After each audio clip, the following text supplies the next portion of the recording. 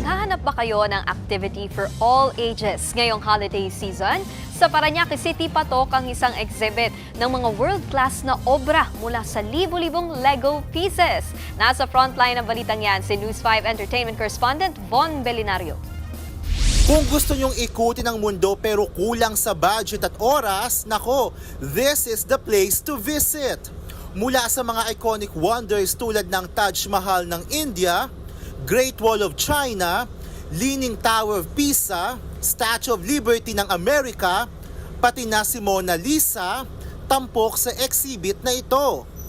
For the first time, narito na nga sa Pilipinas ang pamosong Brickman Wonders of the World mula sa mahigit 100,000 Lego pieces na binuo ng more than 5,000 total hours. Talaga namang ma-e-enjoy ninyo ang bawat obra. Gawa ang world-class exhibition ng Lego Certified Professional na si Ryan McNaught at ng kanyang team. Nakalibot na ito sa iba't ibang lugar sa mundo. At ngayong holiday season, perfect ito sa bawat miyembro ng pamilya, mapabata man o matanda. I've always been a big fan of Lego, so when I first heard about this exhibit basically coming here, I was super excited to be here, and it absolutely does not disappoint. There's just so much to see. Bukod sa sightseeing, pwede rin maglaro at bumuo ng inyong sariling Lego masterpiece.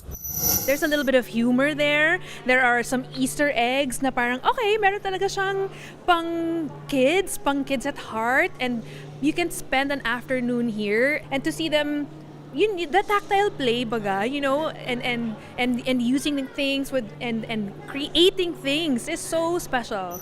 Open ang Brickman Wonders of the World hanggang February sa The Space sa Soler sa Parañaque City. Nagbabalita mula sa Frontline, Von Belinario, News 5.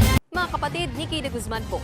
Para sa mga impormasyong dapat ninyong malaman, mag-follow at mag-subscribe na sa social media pages ng News 5.